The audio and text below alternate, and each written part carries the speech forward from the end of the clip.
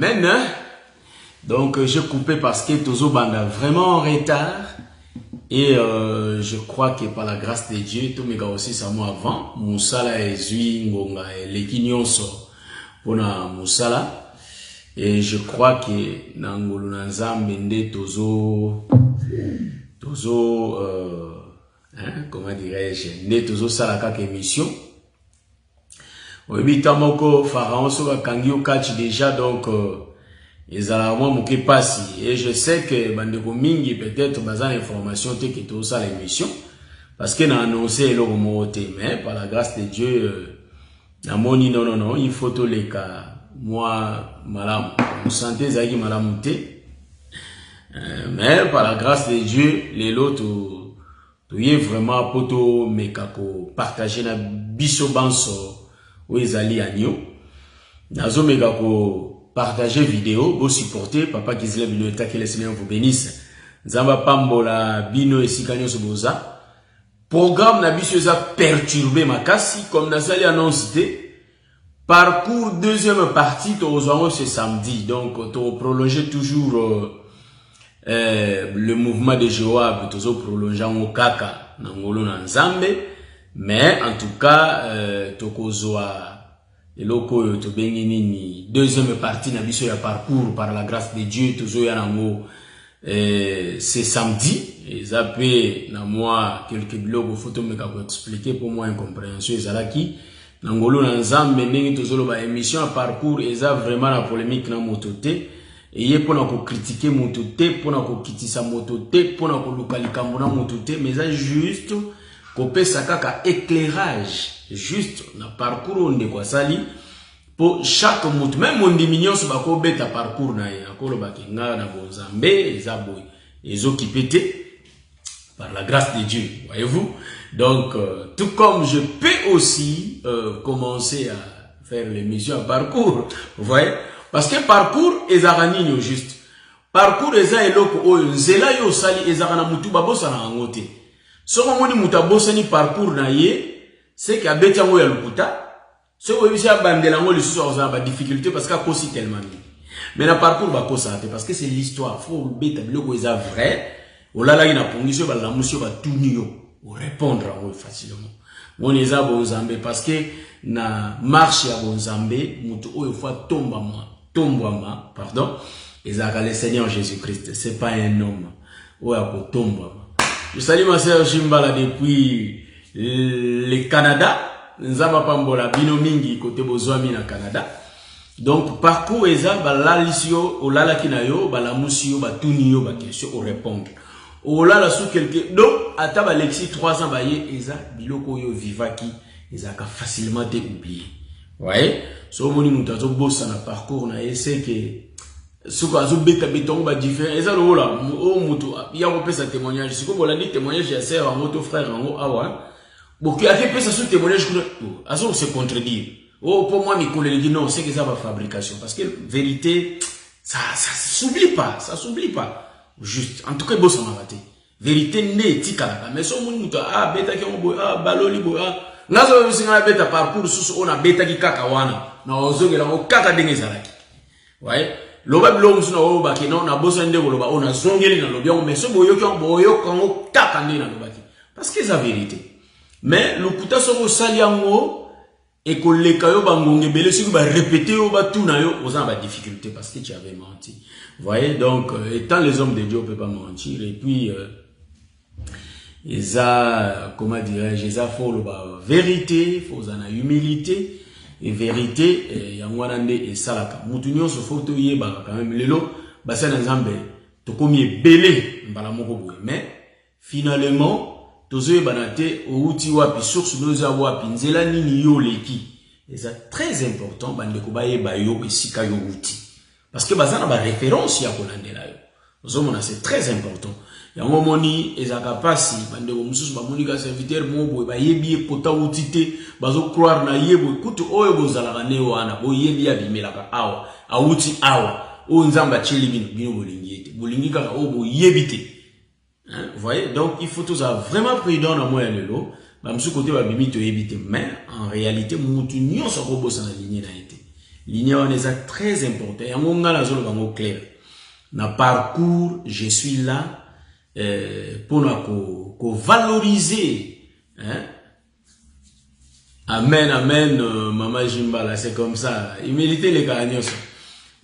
Je suis là pour valoriser, pour soutenir nga, na banzela nyonso na leki. Omoni ba parti où eza passe, où eza difficile na zolo bela na ngote. Où eza ki ba nyokola kinga, ba sala kinga bo. Non, ça sert à rien de le dire. Ouais, mais eza ki na ngo pepena. Mais eza la ki.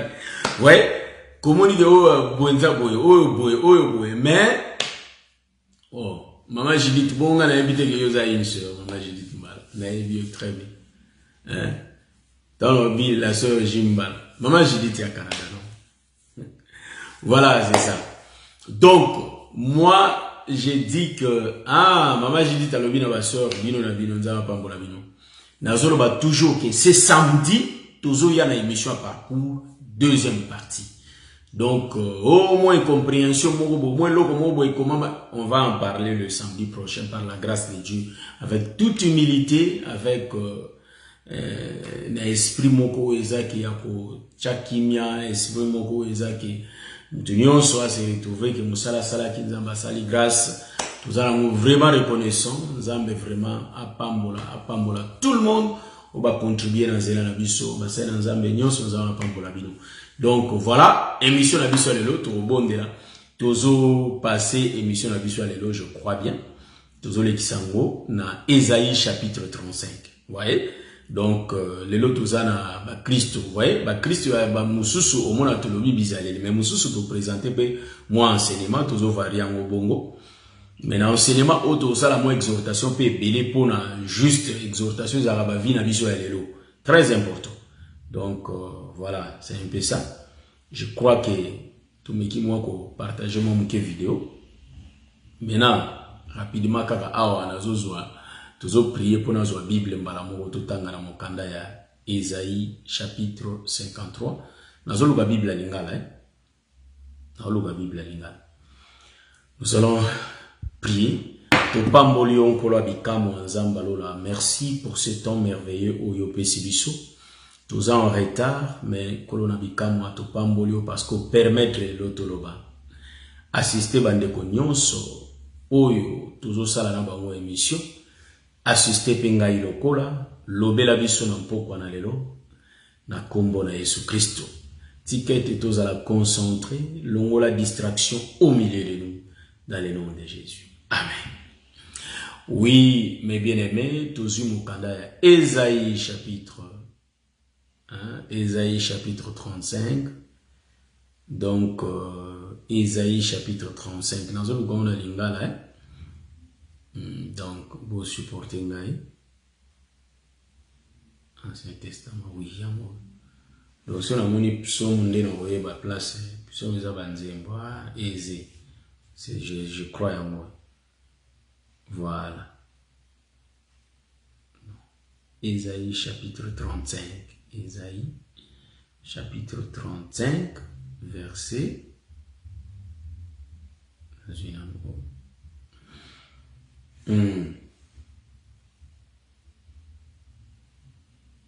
Ah bon. Bolimbi sangai, en tout cas, vous supportez ngai bande konangai. Ba abréviation ya Bible lingala. Ba abréviation na ngozo compliqué nga moite. Ésaïe, on a gasset. Mais si on a dit 35,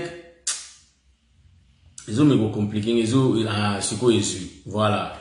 Ésaïe 35, voilà. Voilà. Ésaïe chapitre 35. To bandi na deuxième verset ou soit total na sur quatrième. Voilà, to bandi na 4. Comment dit 2 mais to bandi na 4. Bolo ba boye na bato oyo balembi nzoto. Bo kanga mitema, bo banga te, bo tala nzambe na bino ayei ko kote la bino. Ayei ko zongisa mabe oyo banguna na bino basalaki bino. Boye bato bakufa miso, bako banda komona, ba oyo bakufa matoi, bako banda koyoka. bato ya tengu bakozala kopumbwa lokola ba mboloko pe ba baba bakobanda koyemba banzembo. Pamba te mai ekobima na esobe ya zelo ekotondana na mboka oyo ekauka. Voilà, tout ce qui est le 6e. Je pars vite nazwa ngope na français hein, et faciliter biso moi compréhension pour bande ko mingi pe bazala moi tout ça va lecture en français comme c'est les faciliter biso tout le bana biso na lingala kasi. Donc Esaïe chapitre 4. Dites à ceux qui ont les cœurs troublés, au moins place bande ko ba mega moi ko mone la biso mais malembe ba génération ezo ya to kozongi sa monoko na biso mo en forme parce que faut se pelanga ne loko nzamba kaboleli mutu na mutu. Donc biso ba pesi biso lingala c'est très important na ba minoko mususu et ça important pour la biso. Donc dites à ceux qui ont le cœur troublé, prenez courage, ne craignez point, voici votre Dieu. La vengeance viendra, la rétribution de Dieu. Il viendra lui-même et vous sauvera. Alors s'ouvriront les yeux des aveugles. Donc quand il sauve, alors s'ouvriront les yeux des aveugles, s'ouvriront les oreilles des sourds. Alors le boiteux sautera comme un cerf et la langue du muet éclatera de joie, car les eaux jailliront dans le désert et des ruisseaux dans la solitude. Voilà tout ce qui va. Vous allez m'excuser, je suis un peu malade, mais par la grâce de Dieu, si la biki déjà, donc si vous êtes tout les hommes mais je crois que Zamba osa biso grâce. Totangi mokanda ya Esaïe, na yebi etelite ya o toyoka ya ngomba lebele, mais Zamba osunga biso na ne totambula na ba autoroute, to meka kozwa mo nzela ya kobimela na lite ya oyo ko sala biso mo différence moke. Zamba wazolaka alaki Israël, je répète d'abord le songe. Alaki Israël. Alors bien te yebisa bato mute mezo beta beta ndeto tangaki o bazo komitungisa babangati. Nzamba lobi azoya yemoko. Azoya ko bikisa biso ako venger bato nyonso basali biso mabe.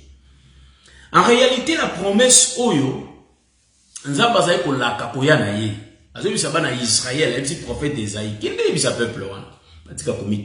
Voyez, bien aimé, ton problème, ne faut pas croire que problème yozana nzamba oyokate to azomona kana yote. Non, Dieu exauce ayoka yo aomona kana yo ayebi yango. Yango nzamba zolo Comme tungisa te na situation na yo ozo traverser. Il est là, il t'entend. Voilà pourquoi au komona même Daniel a sala qui priait.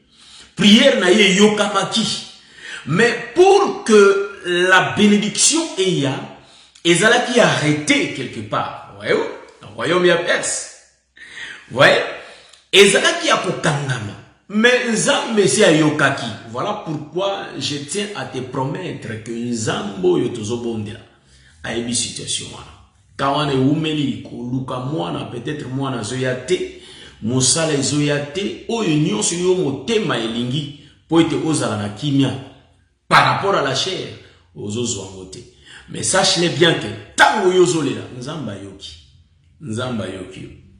Mais comme l'écriture nous dit que to bondela to lembate, hein, par rapport à la lettre, to bondela to lembate ndeko il faut koyika toujours mpiko nzamba salaka grâce na ndenge na ye.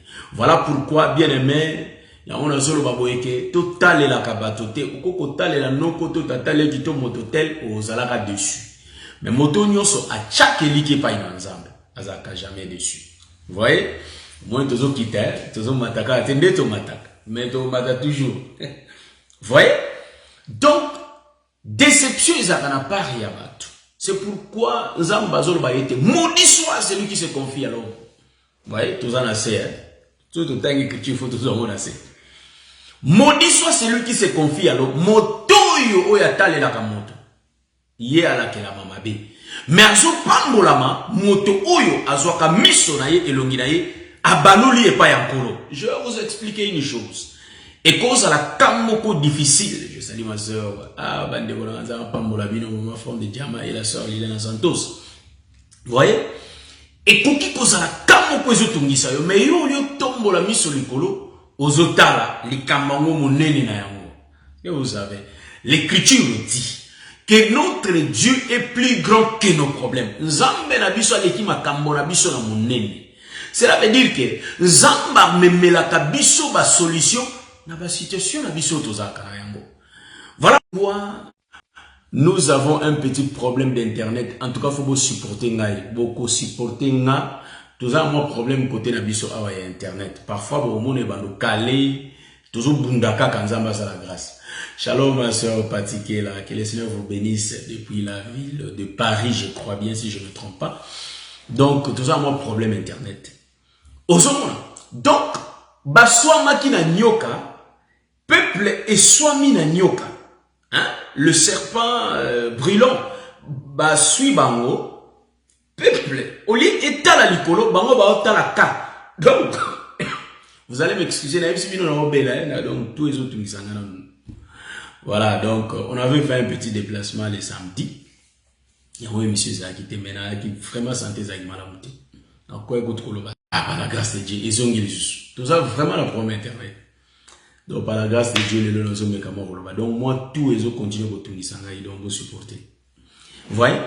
Donc, nyoka, ba serpent brûlant, ba bandi ko soit le peuple. Voyez-vous?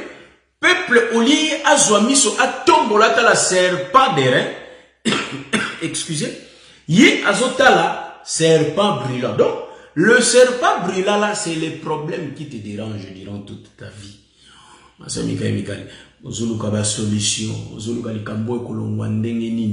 Mais or, pour les cambona solution, il faut y tomber la mise au la nyoka na motako. Et ça, la gymnastique est délétée. Situation est koyé là. Toi, il ne faut pas que tu regardes l'homme. Toi, élève tes yeux et regarde les serpents d'airain. Voilà pourquoi les serpents d'airain, Jean a expliqué que c'est lui le Seigneur Jésus-Christ. Voyez-vous, le livre de Jean chapitre 3, je crois. Habite Nenge Kaka. Hein? Nenge Kaka, je crois.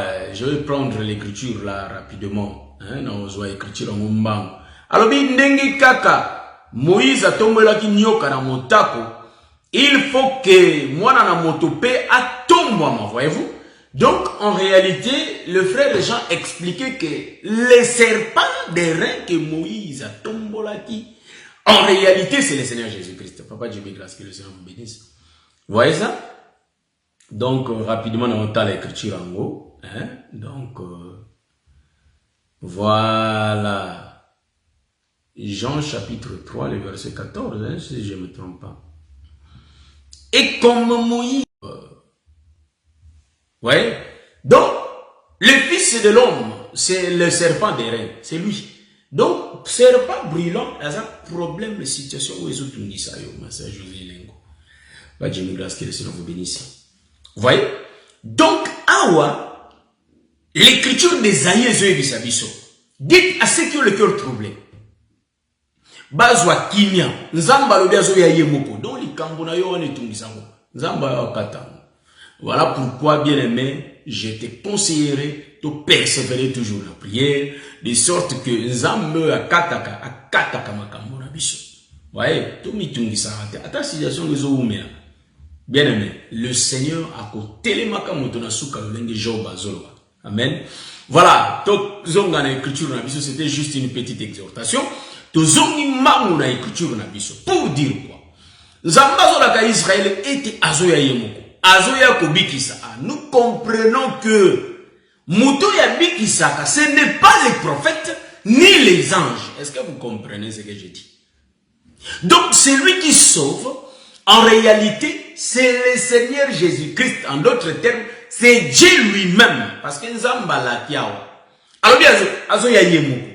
Israël est bandu aux Elanzam et moni nzambe te. Mais apesi ba signe oyo ekoko kisama tango aboya. Alors bien été, s'ouvriront les yeux des aveugles. Matoya ba sourd ekoyoka. Ba baba bakoloba. Voyez-vous? Donc même ba paralytique ba problème à kotambola, bakotambola. Ah, voyez. Donc awa na expliqué boy que le Seigneur alaki déjà que apoya na Ésaïe 35. Totali Bible totamboli tomoni ete. Tolmoni pe sikazongi te. C'est de même. Asalaki le même mouvement. Tango alaki epa ya Saraki na même époque na ozonga. Azonga te. Voyez-vous? Mais tomoni nani tomoni moana. Est-ce que vous remarquez? Le fils Isaac qui était venu. Donc nous comprenons que c'est lui qui avait promis à Sarah de venir. C'était Isaac qui était là. Est-ce que vous remarquez? Est-ce que vous comprenez ça? Vous comprendrez. Donc Ayaki, mais c'était Isaac qui était né. Est-ce que vous comprenez? Ah, que le Seigneur vous bénisse, ma Christ. Bon, c'était Isaac. Remarquez, Alaki akoya, tomoni était, mais atiki ba signe que ce qui a yé, boko comprendre bilembo koko kisama. Or bilembo koko kisama, en réalité nous voyons que les aveugles, bah mona, moi n'aime pas ça. Donc nous comprenons que c'est le père dans le fils. Voilà pourquoi tozolo baboye que les enseignements mususu meto ko benda ngope. Tozolo baboye que bato ba s'éloigner ki na nzambe, nzamba kabona ki na bato. Malobi que seul moyen o ngana ko sangana susu na bato, il faut tabernacle. Donc, bisi Moïse sala tabernacle. Ya on bogo remarquer ba Moïse ba bando sala tabernacle. Tant basali ba extension ma amnos. Mais na lié très saint yemo à côté avandi. Donc yé ba sala été. Yemo ya côté avandi. Ouais. Donc, vous allez remarquer que oyo nyoso ba Moïse ba sala qui c'était les fils. Ouais, c'était les fils. Mais l'intérieur du fils c'est le père lui-même. Yango moni était tozeli to mona nzamba yeti. Mais en réalité c'est le fils qui vient. Ndenga sala qui passe ça. Mwana yé. Mais remarquez, yango ne lobela mwana tango solo bakino mais o amoni nga moni tata. Voyez-vous? Azo sala ba signe solo bakino o amoni tata. Donc nous comprenons que tata o la kaka biso les Ésaïe 35 que akoya ko tambolisa ba koka ne wana yé. Maintenant tango ba yeli Jésus question. Ba ko tuna une question. Et Jean-Baptiste a tindi biso. Alobi to tuna est-ce que exactement yo muto sengela ki ko ya toto zela mususu ayebisi bango abiboke yebisa Jean bakoka ba otambola basur ba oyoka ba bamona bakufa misu ba omona. Voyez-vous? Donc alzongisi les gens que yebisa ye que ngai oyo na lakaki les Ésaïe 35 bilembo wana yango ezoko bisama. Est-ce que vous ensemble nanga Bozo très bien. Donc, awa azol va bien que neko yebisa Jean basur bazoyoka. Ah, donc tu comprendre que basur bazoyoka. Parce que Jean étant un prophète ah, donc l'homme d'Ésaïe 35 est là. Voyez-vous? Parce que pour basur bayoka, les ensemble balobaki azoya yemoko. Omoni, nzamba azoya yemoko. Mais na tangwa kiti ya yemoko. Faut to mona promesse wane ko kisama. Tout le monde ici ko basur ko yoka. Ah, Jésus sur la terre. Est-ce que vous comprenez? Donc, au travers de Jésus-Christ, c'est lui qui guérit les sourds. Ba biki ba komi ko yoka. Tozana on a basur ya noir et blanc ya physique Israël peuple les obika. Nde to expliquer basur on sko ba daita on to pombo. Voyez-vous car nous si nous pombo pas c'est vraiment une maladie. Et ça moi maladie sur de sauter de pombo dans les auteurs. Na répété pour la qualité ce peuple que c'est samedi nzamba pesa biso santé malamu to tout ça parcours na komaka le 22 mais par vous allez m'excuser par la grâce de Dieu tous 8 tentés pour notre sala ya molelo pour na komi tout retard vous voyez na komi la bandi émission na retard pour na sala mais c'est samedi na 20h tous en parcours deuxième partie émission na biso to sala ya mouvement Joab et Goyara na après. Mais c'est samedi tout ça la parcours, émission à parcours. Vraiment venez nombreux boya oyoka. Émission oyo atana leki 5 ans après botu nanga ndewogi beta li sous parcours non beta pe li sous parcours. Parce que ils ont le parcours ils ont vrai. Voyez? Donc maintenant à répondre Jean-Baptiste Bongo. N'est-ce répondre Jean-Baptiste Bongo en réalité le prophète Jean-Baptiste étant le prophète à comprendre que motowana ndeye azana biswa parce que Israël oyaza sourd en réalité aoyoka. Baba, aoloba. Bon, ça c'est vraiment bien. Hein? Nous aimons les écritures, frère. Vous voyez? Donc, Nzamba lobi azoya quoi? Ko venger. Azoya ko venger nani? Nini? Est-ce que vous suivez ça? Dans mon exhortation, dans le bas qui était, Ataba o saloma be, yotale la kankolo. Nzamba oyanola. Vous savez une chose que tant que Nzamba salama mbunaye, on peut croire comme si Nzamba o salate. Si, ya sala. Comme si Nzamba o yokate. Oui, ya yokaka. Sauf que on ne peut pas commander Dieu. Vous voyez? Faut pas me souba au lukaka guérison. Tikotak. Tikotak kaka tikotak. Mais sachez-le bien que Nzamba va commander à été. Dieu fait quand il veut. Vous voyez? Asaka tangu na ngonga o yalingi. C'est pourquoi tangu ebisi Noé asala arche. Apesi ba dimension ma munyo apesi neni arche zala tout ça. Na tangu o yeko kaki. Yemo yeko kanga fenêtre. Aya kangi clic. C'est pas Noé qui avait fermé, c'est l'Éternel lui-même. Voilà pourquoi likambona yo nzamba ko ya okangango. Onyo kwa mina situation na trop. Nzamba ko ya okangango na tango ya liki. Mais là okanga na zo senga peuple total tout chaque likia na batote. Mais tozo espoir. Il likia na biso tout chaque payanza. Pas encore le Masia. Parce que c'est lui qui sauve le peuple, c'est Dieu lui-même. C'est lui le Seigneur Jésus-Christ. Yango alaka ki azoya, alaka ki Israël. Alaka pe aya. Omoni, alakaka pe aya. Bola nanga bienalité. Et maintenant, vous allez remarquer, pour sauver, excusez, ce n'est pas ba prophète Moutubayaki. Non. Ba prophète Bayeme, Bayako sauver. Non. Même Esaïe Emo Bazotinda ya Sakolake, il viendra lui-même. Donc, même lui-même, Esaïe, le prophète, il n'était pas sauveur.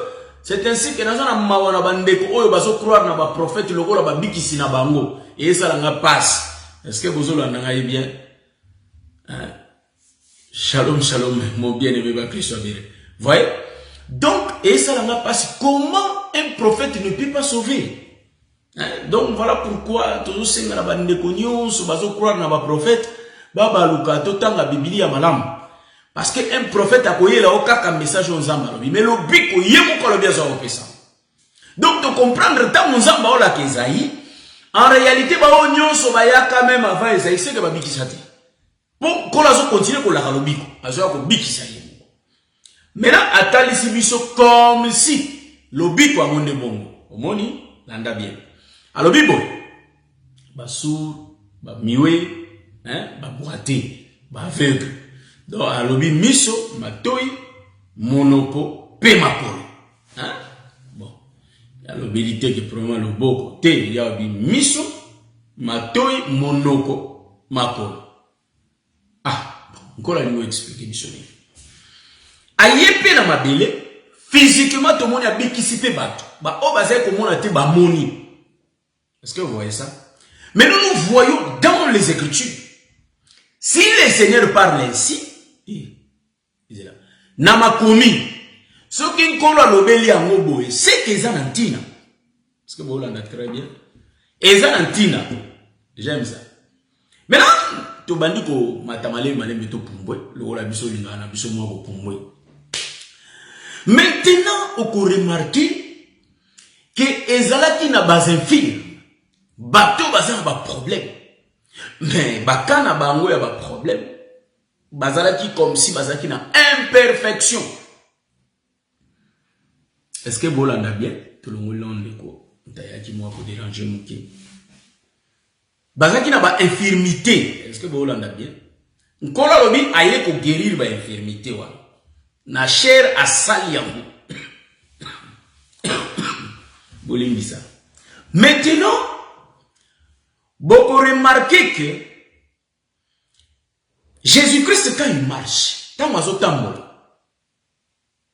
Alors, bien, avec la voix tambour, ça avec l'été. Oh, on a une question. Mais comment il est avec la voix tambour, avec l'été? Bateau, il y a bien avec les mêmes. Non, cela veut dire quoi? Alors, bien, un aveugle physique, a occupé que tambour, ça avec le physique. C'est pour pas aller voir quoi elle est. Ah, Jésus parlait que, en réalité, yende mutazana miso. Tout le monde batikali basa aveugle. Maintenant, quand Jésus vient à démontrer que par rapport à la loi de Moïse, à bikisi peuple, pour la mobeko ya Moïse, ba infirme ba ko kota na kata tabernacle. Aye, à bikisi ba to Moïse a bikisate. Et maintenant, il faut amener malobiko. Est-ce que vous avez très bien? Parce que ba oyo wana ba bikaki physiquement, mais ba zwa ki lobiko te oyo yeso la kaki.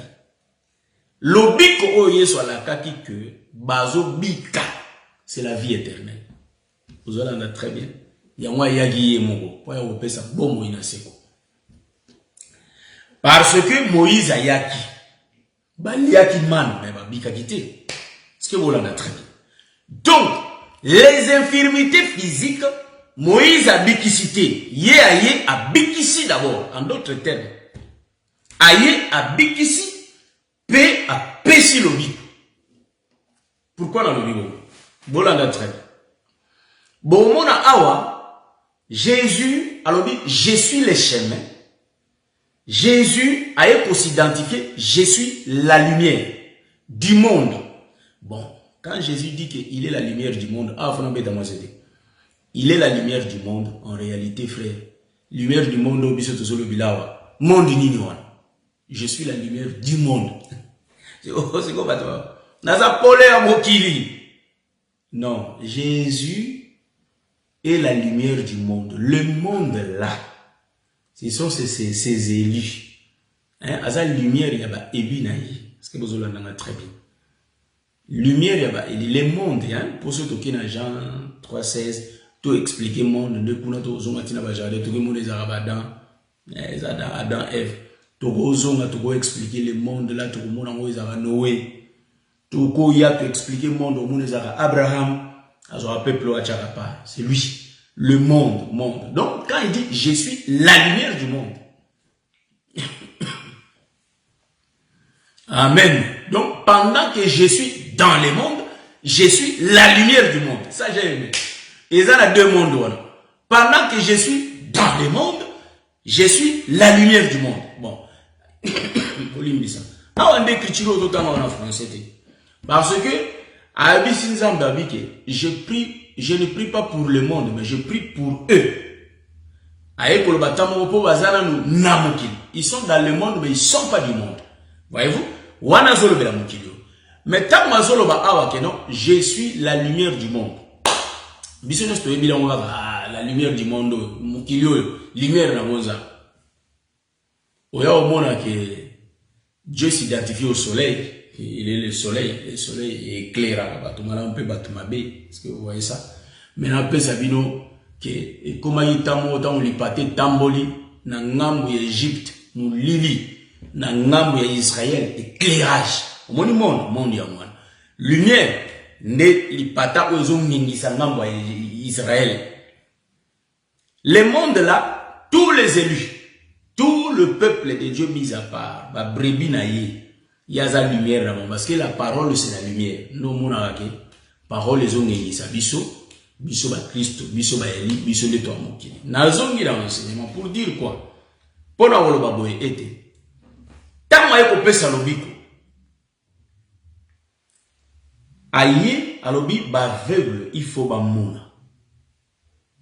Beaucoup remarqué quand Jésus est venu, alingi d'abord avec la mona Sourayoka. Mais natanga quand même na meka cordona ndenge yemoko ndenge likomi yango mo elobi tozonga na Esaïe bo supportenga vraiment bo supportenga na zo Esaïe tozonga wana excusez nazongi na Esaïe rapidement Esaïe 35 alors Bible les so chango fouiller l'accent nous moi publicité mo bo et après te le moli. Voilà, Esaïe 35. Nous prenons le verset 4, Babi. Donc, la rétribution de Dieu. Il viendra lui-même et vous sauvera. Alors s'ouvriront les yeux des aveugles, s'ouvriront les oreilles des sourds. Alors le boiteux sautera. Ah, voilà. Donc, aïe, alors les aveugles, il faut bamona. Donc, de comprendre que Mutu oyo aza aveugle, c'est quand a mis sauté. Maintenant, Jésus a eu pour payer sa mission parce que mutu aza aveugle. Maintenant, mission yango, ils a l'œil et la lampe du corps, voyez-vous. Donc mutu a mwinda te. Jésus a eu pour payer sa mission. Vous voyez ça? Donc, Jésus, c'est lui la parole, c'est lui qui est la lumière. Psaume Azolo Bango, je crois. Hein? Ta parole est la lumière à mon sentier. Je vais prendre l'écriture là, rapidement. Tolobana nous l'œil la lampe du corps, voyez-vous? Nous avons l'écriture en rapidement pour et ça la vie bien. Après ça, vous avez l'écriture belé mais vous supportez là. Tout le temps, moi écriture en rapidement. Excusez. Voilà. Psaume 119, le verset 105. Nous allons rapidement. Ta parole est la lampe à mes pieds. Donc, voyez-vous, la parole, c'est ça la lampe. Maintenant, le bien-aimé Matthieu a dit l'œil. C'est ça la lampe du corps. Donc, mais la parole est la lampe. Jésus, aïe, il faut ammonir bas aveugle. Hein? Donc, bien de mission à aveugle. Voyez-vous? Donc, le problème, c'est quoi? Les apôtres, ils marchaient. Parce que baza va pour aïe. L'anga très bien. Jésus t'a envoyé, il a Jean 3,16. Allah qui a envoyé au père Salobi, mais pas mon tournoi sauté. Parce que vous l'avez très bien. Pourquoi dans Jean 3,16 va dire que quiconque. Donc, au père Salobi pas quiconque. Remarquez. Si on t'a envoyé, Jésus étant la parole, étant la lampe, étant la lumière. Yé aïe. Donc, peuple les a mon lili. En d'autres termes, Jésus disait au peuple que la loi, hein, on dit qu'à ce temps, on voit les couilles là-bas, on a mis sur un glé. Moi, ils athées. Parce que le peuple les a vivre dans mon béco. C'est qu'il y a un moto dans mon foyer. Moussala boya au sala, faut faire la bango. Misona mon béco kanga bango. Excusez. Faut faire la bango ma toiwana. Oyo Esaïe a sauvé bisabango na Esaïe chapitre 6 le verset 9. Matoi na banga kanyango, moi ba yoke yati. C'est pourquoi au monde bango même na ngomba sinaï, tant nzamba opesa mobeko, bango ba yoka ba tonnerre ba yoka ba kake. Voyez-vous? Mais nzamba zoloba. Moïse azoyoka mais bango ba yoka te. C'est-à-dire matoi na bango eza bouché. Yango même na histoire ya l'oreille coupée de Malchus. Vous remarquez que Israël a une autorité. Est-ce que vous comprenez dans notre vie? Donc, Assou, Ayo Karate. Mais de voir les ensemble étant Ayo Pesa Lobiko. En réalité, il faut affondre le bango misba monaye. Comme mon ensemble, il y a une prière, Jésus au salam. Merci Seigneur, parce que tu as caché ces choses aux sages et aux intelligents, mais aux révélants au papa. Donc, les enfants, ce sont eux les quiconques au bazar aveuglés. Nzambaye ko pesa bango lobiko. Est-ce que vous l'avez très bien? Yango aye tango aye azuina lui-même qui est les yeux. Aye a kotikati na bango pour ba mona ye. Ezalola Nathanaël tango ba bengi, Nathanaël tango azoya. Nathanaël tango azoya. A komi ayebise la kisa biso tata pe tozwa kimi. Alors wa moninga moni tata. En d'autres termes, Jésus s'est révélé à Nathanaël que yende a tata. Oyo aye ko fongola e miso parce qu'aye va quitter jusque là. Mais Jésus a la kisi que c'est moi le Père. Donc en réalité tout le monde était Nathanaël miso fongola à comprendre tata parce que l'obi ko eza compréhension. Batunde ba yebate. L'obi ko eza compréhension et écriture. Si on comprendre l'écriture, on mettre en pratique nous l'obi ko. Ce qui comprendre l'écriture, au vivre à côté, aux olobi côté. Voilà. Naya, on a expliqué. Donc, les aveugles là, ils ont Pierre, Jean, bazalaka aveuglé dans la loi de Moïse, bazalaka comme monati. Voilà pourquoi étant baza ba aveugle bakoka ki kolobate parce que ba ki d'infirmité. Bon wana siko frère que si maso mon kanda Esaïe place ba biki ba infirme ba nani ba boîte bakokota na tabernacle parce que ba na infirmité. Donc ba Pierre bakoka ka côté yati. Voyez-vous? Donc nous disons que spirituellement ba ki na infirmité. Voyez-vous? C'est pourquoi Jésus est venu. Biso oyo tozala qui na droit à citer que spirituellement on avait des infirmités. C'est que Jésus a dit à fongoli biso biso. Tout le monde a dit. Tout le monde a dit dans zela ya makomi na yi. Voyez?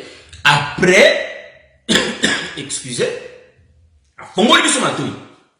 Quand a fongoli biso matoi, poto yoka. Quand le ministère parle, to yoka to comprendre Jésus. Qui est ce Jésus? Voyez-vous? Matoi. Donc, à longoli biso. Babiloko e kangaki biso matoi. Vous avez poto yoka lido. To comprendre rien. Parce que to lia kananzela litoi. Donc, ceux qui va kangi biso litoi, ils ont ba privé biso moyen to lia ezate. Vous comprenez très bien. Moyen to lia ezate, voilà pourquoi, hein, mobeko e kangaka ba Pierre matoi. Moi ba yo gezate nazana ba écriture hein Esaïe lobi yango bakangi bango matoi ba yo kate yango ba komu lokola mutu makasi po baza bato moko ba mona kate donc ba aveugle bango po bazo tala mais moi ba mona te fona zo écriture na ozo écriture mam nazo lo bezana nzela bon c'est to tanya ngote to go croire comme si mam nazo lo bezana ngote mizango Esaïe donc to yena mukanda Esaïe toujours Bible na papier za rami po la plus rapide. Esaïe, chapitre 9. Dans celui-là, on a verset 6. Dans le temps, on a Matthieu, chapitre 13. Balobi boy. Esaïe, chapitre 6, le verset 9, je crois. Oui. Balobi boy. Il dit alors, va et dis à ces peuples, vous entendrez et vous ne comprendrez point. Vous verrez et vous ne saisirez point. Voyez-vous? Et vous ne saisirez point. Balobi boy. Rend insensible le cœur de ce peuple. Endurcis ses oreilles. Et bouche-lui les yeux. Pour qu'il ne voie point de ses yeux. Pour qu'il ne voie point de ses yeux. N'entende point de son cœur. Ne se convertisse point et ne soit point guéri. Donc, on va se muto moni mutazo qui était à Kenzamba et Yobik Samutunios. Keba, ils ont été à l'Ukuta. Parce que Nzamba est moins zoloba. Kanga ba poba comprendre te poba bikate. Même Jésus mon le béon dans Matthieu chapitre 13 a répété l'écriture Esaïe. A bien eu bik a été a bi no kite ba ko bika. Donc kolo posa na ba ngoni oso ba bikate. Donc parmi la multitude aika ko biki sandamu. So iboli bo mona ngo to zongi na arche na tangwa no. Bo mona na tangwa no Nzamba retirer kaka un petit troupeau. Mais tout le reste abomine ba. Est-ce que vous voyez ça? C'est ça Jean 3:16. Donc, c'est ça, Jean 3:16. Il faut aux hommes à écriture à Kala. On monite en babenga, tant babenga ka Jean, babenga ka na libosote, babenga ka mungongo benga ka na sima, azonga ka simatani. Cela veut dire que Nzamba yebisaki makambo eleka, makambo ezalina oyekoya. Cela veut dire quoi? Po bomo na Jean 3:16, faut aux hommes à sima. Aux hommes qui simutali na tangwa no. Ah, batu bele bongo. Nzamba bare bango na maya bomi bango nyonso. Et après Koboma Bango a retiré quand tout un peuple. Ok. A tché bango pe na kata arche. To humilité wana. Maintenant, au talipe tamba Sodome na Gomorrhe. Ah, Sodome na Gomorrhe nzamba ndimi Koboma ba te bele bon a retiré kaka Lot na famille. Abimisi ba. C'est Jean 3:16 frère. Jésus a lobi na Jean 10. Alors mes brebis entendent ma voix. Ah, ba brebis na yende ba yoka kamungongo na. Voyez? Donc, ma brebis, ba na matoi ya koyoka. Mais tandis que, Nzambe si a bomi Israël matoi, moi ba yoka yati. Moi écoute balo, do baza ba baba, baza ba sourd, puis ba ve. Au monde le voit. Mais là, si vous ba ba souverain sacrificateur, c'est que ba même biso na enfer. Yango to keba même na ba tei o bazo kamba biso. Voyez? Keba même na ba tei o bazo kamba biso. To zala na discernement, na yebi ke biso to abana la bonne parole. Koyoka aobimisa eloko nini. Ouais, parce que ce qui tozo lia biloko eza malonga te ekoya ko faire constiper biso, ko détruire biso ba coloquinte sauvage et qu'on détruit le biso, et qu'on détruit le biso, vraiment, et qu'on détruit le biso, pe to komona nzambe te parce que nzambe alingaka parole na ye ezala filtré et en plus nzambe alingaka pe biso ba te ito te faut to vivre maloba ozomona très important pour que tozala vraiment même bana na nzambe tant to yoka liloba so tozo vivre ngo ezaka vraiment na kitoko moko to et pe saka assurance vous voyez assurance tu es sûr de toi. Parce que tu as la crainte, si bien que quelque chose comment le Seigneur est là. Donc, eza loko là, na bomoto boy, moi si waza na mobali na ye, dit que papa zawana. Donc, il est sûr que son homme est là. Est-ce que vous voyez ce que je vois là? Bon moni, ezaka yango la crainte de Dieu c'est vraiment conseillé. Ba o ba vivre yango na noté, na lobité de vivre tété. Ba o ba ça une expérience wana té, zamba ça la grâce, au monde a vraiment que ça donne une assurance. Je ne sais pas comment te expliquer en gros. C'est-à-dire, bon, et ça le là que quel que soit le monde spirituel, quel que soit comment, tu vas sentir que non, le Seigneur t'a dompté des capacités. Et ça l'intimité, moi, c'est pourquoi il faut beaucoup prier, avoir la crainte de Dieu.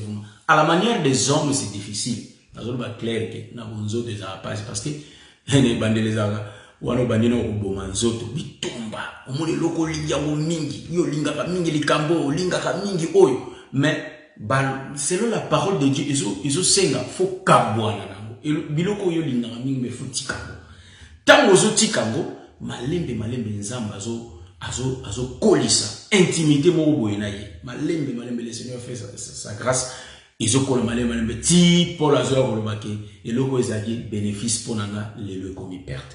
Donc, les bandits à passer, mais après, on a un qui non, éviter pour un azaki boy. Mais, avec le temps, le travail se fait. Avec le temps. C'est pourquoi on a le bango clair. Il n'est pas bien. Il y a qu'on se moquer dans batuto, il y a qu'on se comme tous les lots. Peut-être des oiseaux bunda. Mais avec le temps, il y a une vie chrétienne, bah, télémaka ici, comme mon côté. Vie chrétienne, bah, tu vas marcher. Il y a un Paul, azo beta, les soleils, ozo kima. Donc, bah, ça va fixer la vie chrétienne.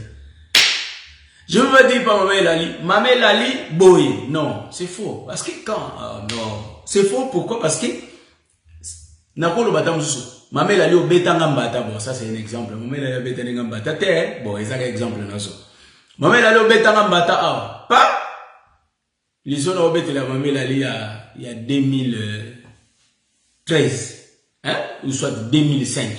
La bête, Mamé Lali, sur la Betangambata en 2005.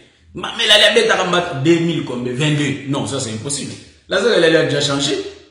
Est-ce que pour la mes excuses? Je salue mon bien pas ici, je veux que le zélote. Vous voyez? Bah, chrétien, bah, ça a une vie uniforme. C'est-à-dire, bah, ça a une vie, mon côté, qui bah, tellement, non. Bah, chrétien, bah, changer toujours. Ce qui est là, ils ont faiblesse, à tout ça, toujours ma casse. À ça, le coup, la moi, la mouké. À tamboli, à quoi, il m'a tout ça, la caca, ma casse, ti, bon, on appelle. Bozao banga matabe escalier mais beaucoup motike kende zo eloko we parce que azo tambola azo kola c'est ça la vie chrétienne. Vous voyez via au Christ ils a bon yango so bomoni mutu ba faiblesse toyoka de mawa le Seigneur ça les grâce biso peto zalaka boye voyez-vous ou bien nzamba ça la grâce peut-être il nous a fort na i mais il peut-être ça faible na i voyez-vous. Donc la vie chrétienne, les bien-aimés Paul a solva qui prier pour les autres. Ndenge mo ba autre wana ba prier pour la biso. Vous voyez ce que je suis en train de dire. Omoni donc vie chrétienne to sunganaka eza vraiment eloko mo eza mutuya makasi ya makasi parce que mutu akoki aza champion azate. Boyebi prière mo boye eza na Bible. Eza na eza publicain wana na mon pharisien. Le pharisien tellement orgueilleux a moniqué lui vraiment à coca quoi. Donc à coca a bandi prière na nzambe ngana jena kapona yonga na sala kabonga na sala kabo. Mais publicain yeke nzambe ke naza okokate naza boyebo alobi oya koloba. Voilà pourquoi quand on se présente devant le Seigneur tout ça, la humilité, il y a kotala qui na nzoto yo tanto yo pour yenda za ennemi, yenda za ennemi. Na tante oyo, moi, faiblesse Isaac. Vraiment, pour supplier que Nzamba sa la biso grâce. Et quand nous prions pour nous, tous allons être égoïstes. Ceux qui n'ont pas dit que c'est la kaka ngai kaka. Nazo tala kutu ma sœur Fadate. Ou soit nazo tala kutu te la sœur Jimbala. Non. Nazo sa prier, na yebi ki ba frère nanga baza, ba sœur nanga, na ndipe ko sambela pour le bien-aimé Martial. Non, nazo sambela pour Nzambe sunga frère nanga. C'est rare aujourd'hui de voir que quelqu'un fait la prière à la maison. Bon, nakolo bamote c'est rare aujourd'hui pour tango bat basa ba prière na banda kuna bongana zanga nanga te. Donc mutuna mutata sambela. Donc nakolo baka d'une manière globale que ce qui ne va pas si j'étais tam sous pe hein ou prier peut-être pour nandiko. Mais il faut toujours appeler tant de prier pour nous bandiko c'est vraiment important. Est-ce que vous m'entendez bien? Donc on continue pour dire quoi pour nakolo baboye que Jésus alors que le sou tamazo laka awa bio kantondra zo laka la mukil momba ezana mukil momba te na koya ko biki sabino te batunyo sauter. Est-ce que vous entendez très bien? Akoya mais azana bashwa ngo po bomona yango tango abandi ko benga les 12 disciples. Omoni abandi ko benga 12 disciples mais abengi chacun na tour na ye. Donc tokolo baboyeke tango nzamba benga makamwa nzamba ezana tina biso na manière na biso ki bomoto te. Parce que tango abengi mutali boso ay ko benga mutami bale ti oya yaki 12e. Si côté président oya yaki 12e akuta bango bazaka déjà yeba bengi 12e. Est-ce que vous l'avez dit très bien? Hein? Donc je vais vous expliquer. Cela veut dire quoi? Eza logo là bango nyonso 12 mais salaire moko et alo yaki ali boso et kota suka salaire moko. Yango apesi exemple na bato batala bato ouvrier mutas yene na 11 heures mais azana même salaire na mutabanda ki na ton. Vous voyez, c'est pourquoi l'œuvre de l'Éternel est ça ma bon, ça nzambe ezaka bon. On a pambola nzambe pour l'évangile na biso pour nzamba sala biso grâce. Na solo bango pona ndeko na ngazo yo kangai tango balobaka les premiers seront les derniers seront les premiers. Voilà ndeko ko mota. Abi. Yango balobaka voilà ce que biso na manière na biso ndeto lobaka. Oh ndeko omoni nenge za boye eza lokola biso to yebo etokoleka ba oyo bazaki kuta vent biso. Oui, bien aimé mais boye ba ngo ki l'évangile biso to ba ngo clair que donc n'a pas na l'équipe frère Pierre. Non, ça parle Israël na peuple des nations. Vous voyez, donc Dieu parlait en parabole. Poto zonganalité na biso. Jésus, le Dieu lui-même, Ayayemoko étant le Seigneur Jésus-Christ, Ayaka kozwa baza aveugle, amonisa bangomiso. Yango amonisa qui d'abord physiquement pour accomplir Moïse et puis spirituellement peut asali musala parce que ba Pierre bazala qui ba aveugle, bazali kotala nzambe mais bazali komona nzambe te. En d'autres termes, bazali kotanga bas écritures mais bazali ko comprendre bas écritures te. C'est pourquoi Jésus, la première des choses, a fongoli bango miso. Parce que, tango bazai koyoka mobeko, voit les aïko kanga bango miso. C'est pourquoi il est envoyé à longoli voit le wana oe Moïse aki. Et puis, a kanga bango matoi. Tango yaye, a fongoli bango matoi. Bazalaka bababa, bazai koko lobate, barote ya nini, barote ya te, parce que bazaki na droit ya cité na Israël. Ou soit, bango moko etamba israélite, bayaki ba souverain sacrificateur te. Mais ye alongoli bango, ou ezali bongo kimiwe, to kibaba, apesi bango maloba. C'est pourquoi bango bazaki considéré te, mais tango bazaki koloba batu bazaki kokamba. Zola ndanga très bien. Bon, comme on a été bango, Pierre wana tozolo bela awa, bazaki na ba infirmité, hein, on moni ke makolo na bango ko sauter. Ba Pierre ba tondi samaki na esengo ba tambola ki na tina l'évangile. Voyez-vous? Donc le Seigneur aye a latisi bango. Donc ezalaki na tango ba Pierre nzamba mona ki bango mais nanzela ba Pierre nzamba moni biso parce que biso yambi évangile nanzela na bango. C'est pourquoi biso pe lelo oyo. Bien aimé, je vous dis clair. que nzamba sali biso grâce biso oto zaye komona te afongoli biso miso. Voyez, donc Jésus a fongoli biso miso spirituellement pour tout mon aïe au travers les Écritures. Voyez, donc tant que tangi l'écriture to yoki batei biso to sosoli makomi. Cela veut dire que nous voyons la lumière. Quand on parle de la lumière, c'est comprendre Jésus qui est la lumière, qui est le soleil. C'est comprendre, c'est la question, comprendre. C'est ça la vie. Dans la Bible, le dit que bon moi est vendu la compréhension il y a écriture. Ouais, car les écritures c'est Dieu lui-même. Ami bombi na makomi, tant on va expliquer on doit tout comprendre ça. Pour pas me souba dans le bigo ça on dirait le mot mystérieux. Et ça makamoko mystérieux c'est bomba mi on est belé na kati spirituel na kati.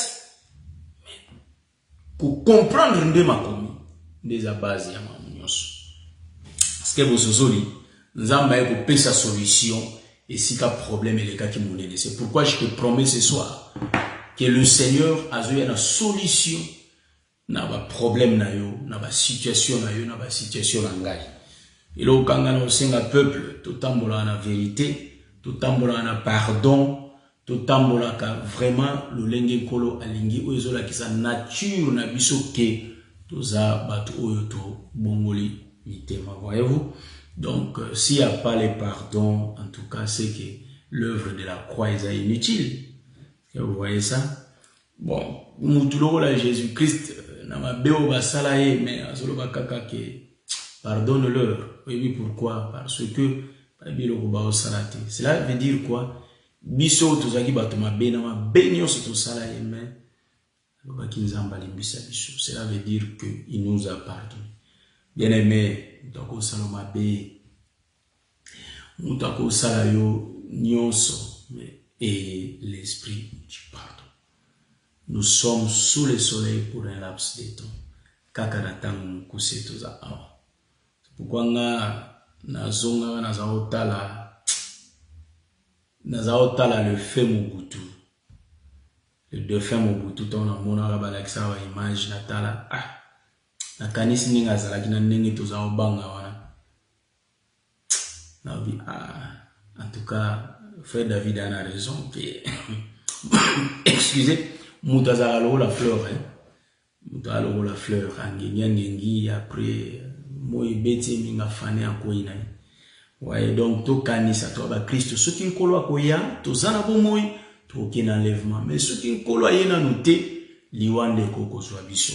C'est pourquoi, bien aimé, tu veiller dans la marche sous le soleil, tu as la distraité, tu as vraiment la distraction. Donc, on arrive des fois, on dit que tu belli penza ma casse, tu belli muta belli na mosuni bwe ma casse, nde akoma ko comprendre que nzoto pour ça moi ça sauter au moment c'est vanité comme la sœur a dit. C'est ezapamba. C'est pourquoi, bien aimé, nous avons passé à Bisso grâce, je crois, on se voit les samedis, excusez. Mais ce samedi, on va juste faire l'émission sur le parcours deuxième partie. On va éclairer la zone d'ombre. La zone d'ombre, on a une incompréhension, je ne suis pas là au bêta parcours, non, ça a des étapes, on a bandeko nyoso basanga biso tamsuna tangi bango nzamba limbiza mena sala makasi azonga susu moment chinglat banatanga bandeko Max bandeko Junior Coco natanga et tout le monde natanga moi bandeko tozaka na bango tout là donc par la grâce de Dieu tout ça parcours de sorte que c'est bon moninga bo yebinga penza mala kola pambola bino kola batela bino. Je crois que nako no chanzembo bilo musuna expliquer te mais yebika ngonge kokine et to lobi déjà moi mingi boyebika bino moko bolimbisa voilà. Donc tokutani, que le Seigneur vous bénisse.